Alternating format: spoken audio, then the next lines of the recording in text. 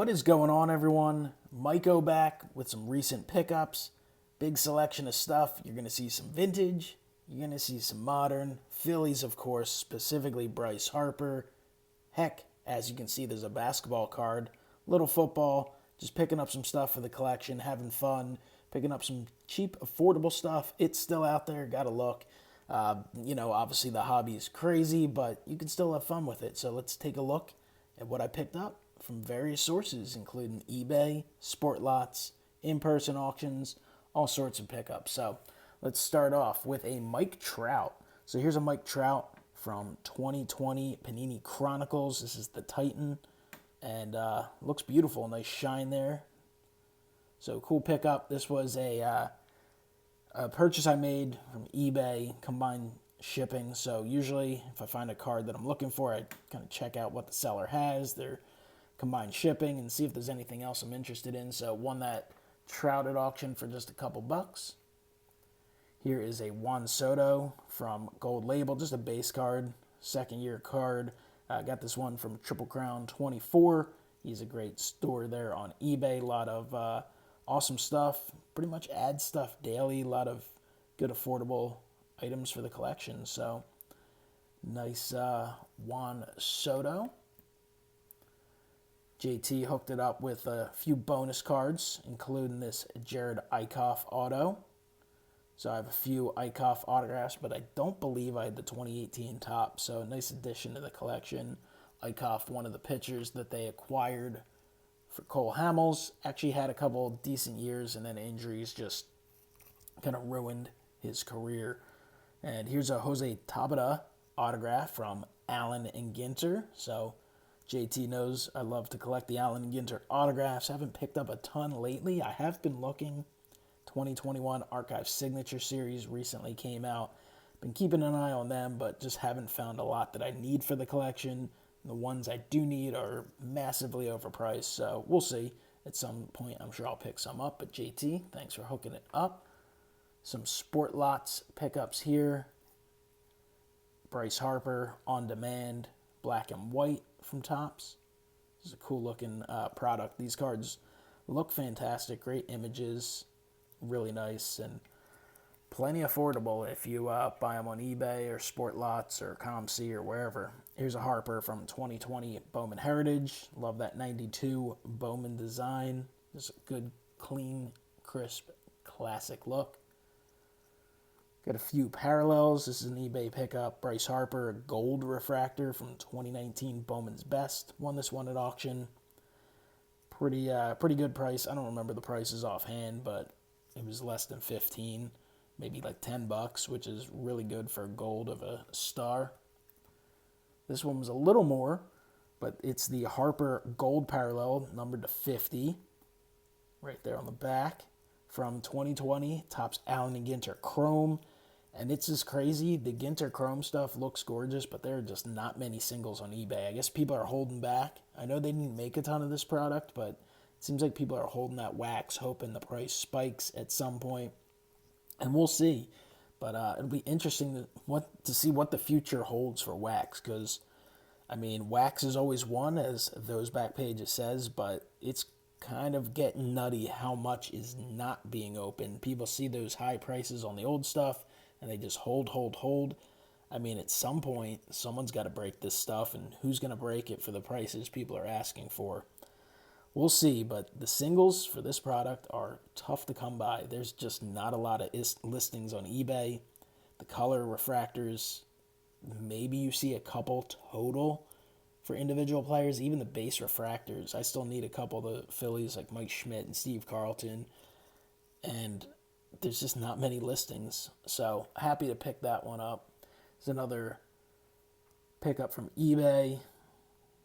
It's a Bryce Harper Topps 3D. Like the 3D look. It's an on-demand product. Very, very neat looking card, so happy to add that one.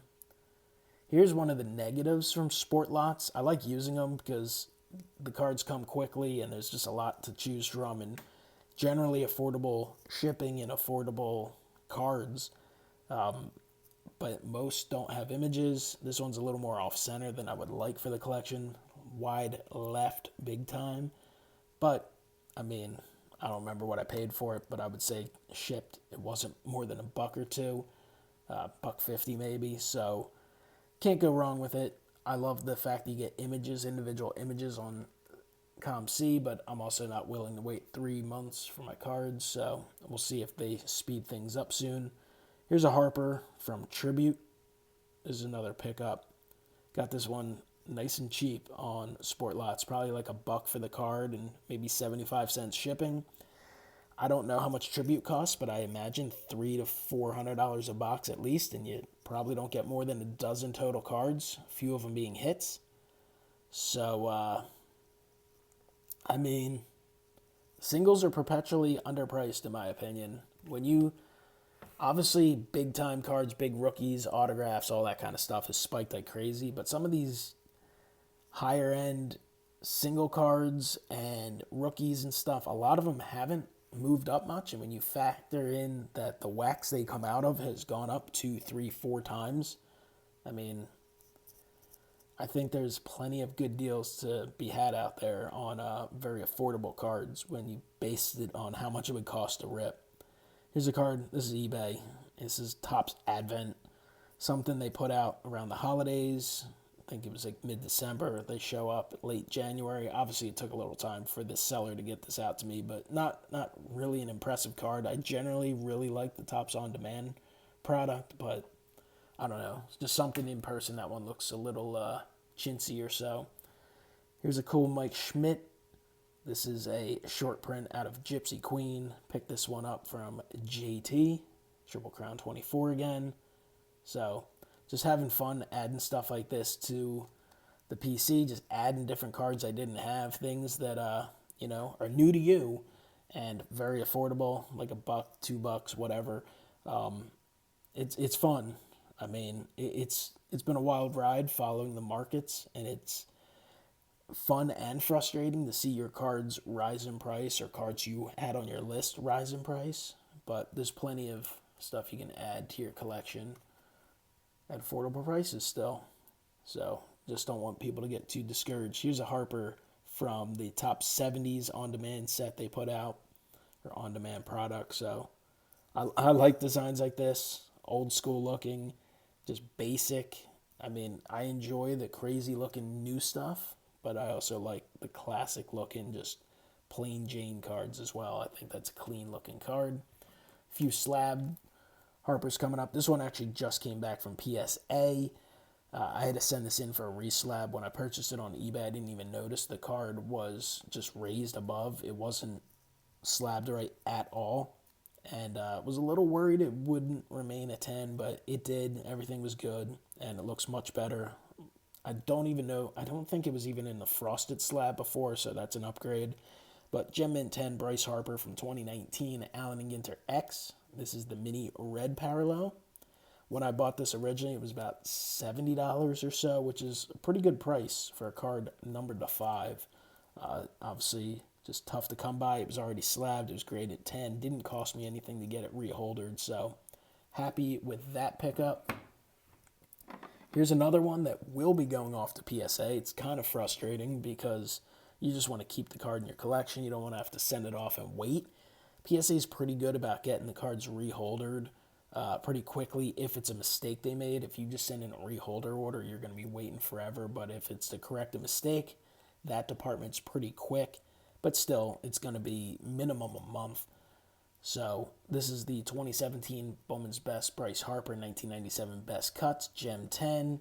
But this is the gold parallel, numbered to 50, which obviously is not indicated up here. So that one will have to go back, but really cool looking card, and definitely got it at auction pretty affordable price, graded 10. Again, I think it was like $15 in today's world. That's pretty cheap.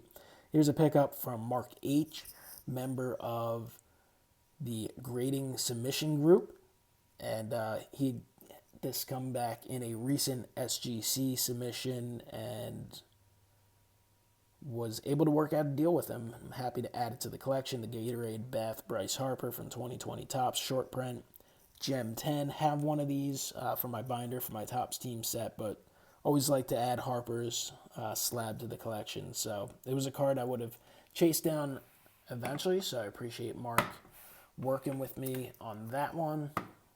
Just a nice looking card to add to the collection without any kind of real hassle. And then I got a few Bryce Harpers here from Arana Boys, Scotty Arana. He was offering these up. Glad he sent these my way. I've never really played much of the Topps Home Run Challenge. I think there was one time I put one card in, didn't win. But this is a blue winner, numbered to 424. And then he said he's never seen a red one. It's not numbered. I don't know enough about them, but it looks good. The red obviously matches the Phillies colors, as does the blue. So some cool Harpers for the collection. So thank you for that, Scotty. Got a few Pats pickups. These are mostly, well, there's a couple Brady's as well that aren't Pats cards, but mostly Prisms. Just been picking them up on Sport Lots. I haven't had the opportunity to open any Prism. I haven't found any Prism at all, and it's getting a little late in the game, so I don't anticipate that happening, nor do I see myself spending $70, $80 for a blaster box or $1,000 for a hobby box or whatever crazy price it costs. I mean, you get these inserts and parallels and such for like $1 or $2 a piece. Some cases less. I think that's the way to go. But an orange disco Teddy Bruschi, who obviously had a great career in New England. Got Willie McGinnis, also an orange. Julian Edelman, light blue. I mean, I really enjoy the color parallels on Prism. I don't think the base cards are the most amazing things in the world, as most of the hobby seems to, but I do think the colors look great. Here's a Teddy Bruschi red, white, blue. Red, white, blue always look good. Some kind of orange laser velocity something. I'm not sure what these things are called, but it's a cool looking card of Julian Edelman. It's a Drew Bledsoe from 2020 Donruss blue press proof. This one came from JT. So JT, appreciate you selling that one to me for the Drew Bledsoe collection, a childhood favorite. This is a Tom Brady flamethrowers from Phoenix. This was a combined shipping card from one of the eBay pickups. This one was Sport Lots. Just had to pick this one up. Donruss 90 Retro Tom Brady. I love 90 Donruss, just great memories. 8 years old when it came out. Had fun collecting it, breaking it, all that stuff. I know some people aren't a big fan of the design, and if that design came out now, I think it would, you might roll your eyes at it, but that has that nostalgic feel. So I've said it many times, I'm a sucker for the old school designs, and don't really grab them as much in football. It's more of a baseball thing, because I do deal a little more with the Topps products, but I don't know. I just think that's a cool card. I think it was like $3 shipped. And here's James White, red, white, blue Prism. So some fun pickups, fun cheap pickups for the collection. Also picked up this Del Ennis. I believe this is from the Inquirer. Little comic strips on the back. Would like to get this one potentially slabbed from SGC in the future when they kind of open things up big again. Just love to add variety to the Phillies collection. Got a basketball card. Not something you're going to see very often, so if you're a basketball guy, enjoy it while you see it. 96-97 Fleer Metal. Michael Jordan in a 9 mint. Just thought the card looked fantastic in the black tux.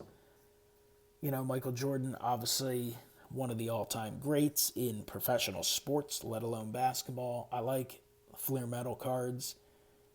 Won it at auction at what I thought was a fair price, and thought, you know what? I think it's a cool addition to the collection, and if I change my mind, it's Michael Jordan. I mean, he would always have a way to move it and recoup that money, if not, make a few bucks on it. So we'll see what happens with that. And then to wrap things up, I got a little stack of lower graded vintage, but fun nonetheless. Most likely slab most of these. I'm not really too worried about the grades. I just think vintage looks awesome, encapsulated, slabbed up. So here's a 55 Ted Williams. Just great looking card. Great photo. little action image there in sync with that Red Sox logo. Cool card. Got a Roberto Clemente from 61 Tops. Rest in peace, Hank Aaron, most valuable player in 1957. Definitely a rough edge and bit off center, but that's okay. Ernie Banks. Whitey Ford is pretty rough, but I mean, it's still cool. Whitey Ford. Willie McCovey.